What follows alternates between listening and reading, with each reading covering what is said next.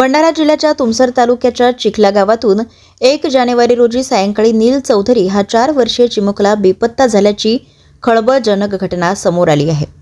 चिमुकल्याचे अपहरण किंवा हिंस्र प्राण्याने शिकार तर केली नसावी या शक्यतेतून वन विभाग आणि पोलिसांनी शोध मोहीम सुरू केली असून देखील 3 दिवस लोटून सुद्धा पत्ता लागला नाही। श्वान पथकाला सुद्धा पाचारण करण्यात आले होते। या दरम्यान चिमुकल्याचा ठाव ठिकाणा लागू शकला नाही। तुमसर तालुक्यातील चिखला गावाच्या सुरुवातीलाच असलेल्या 52 कॉलनी येथे नील हा अंगणामध्ये खेळत होता। मात्र अंधार पडूनही नील घरी परतला नाही। कुटुंबियांनी शेजाऱ्याच्या मदतीने गावातील वस्तीत शोध घेतला, मात्र तो सापडला नाही। त्यामुळे शेवटी हताश झालेल्या कुटुंबियांनी गोबरवाही पोलीस स्टेशन गाठून नील बेपत्ता झाल्याची तक्रार गोबरवाही पोलिसांना देण्यात आली। पोलिसांनी शोध घेतला पण पत्ता लागला नाही।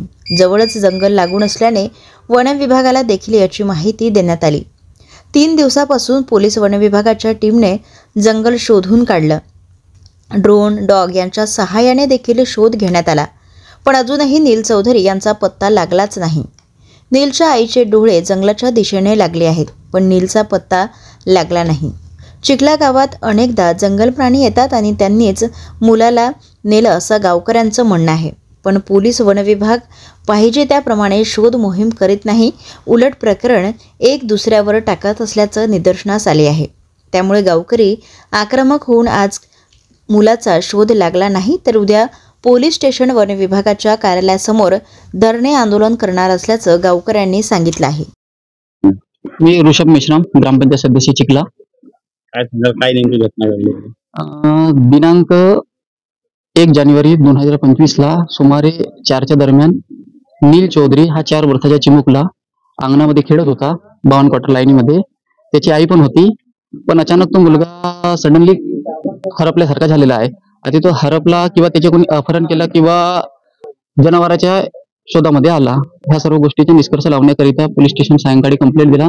सर्वजण आले, बघितला, पण रेस्क्यू टीमद्वारे काही त्याची माहिती पडली नाही। काल डॉग स्क्वॉड वगैरे पण आला होता, पण त्यामुळे काही शोध लागलेला नाही।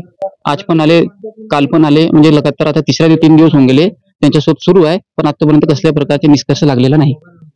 काय वाटतं नाही? जवळ जंगल लागून आहे, काही पण होऊ शकते, अपहरण पण होऊ शकते किंवा रानटी जंगलाचे शिकार होऊ शकते।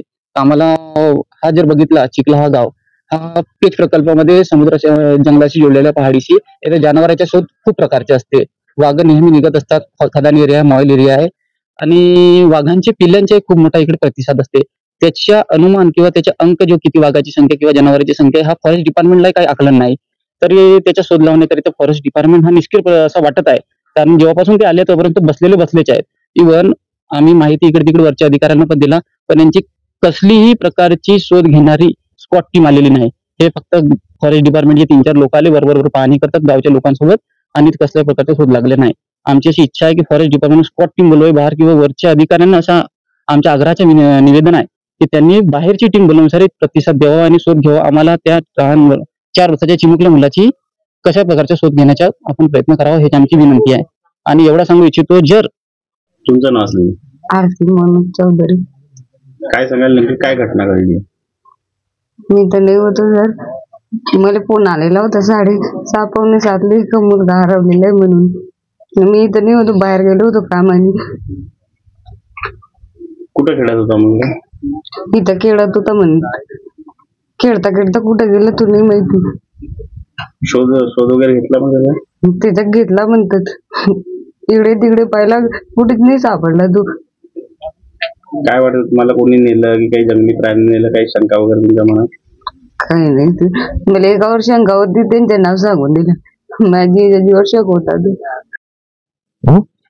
रात्रीला आमच्या मॅडमचा फोन आला, आम्ही त्यांच्या म्हणण्यानुसार इकडे आलो। साहेबांबरोबर पोलीस स्टेशन वाले साहेब, गिरी साहेब यांची टीम होती, त्यांच्याबरोबर पूर्ण रात्रीला सर्च केला। रात्री 2 वाजे खाली उतरला।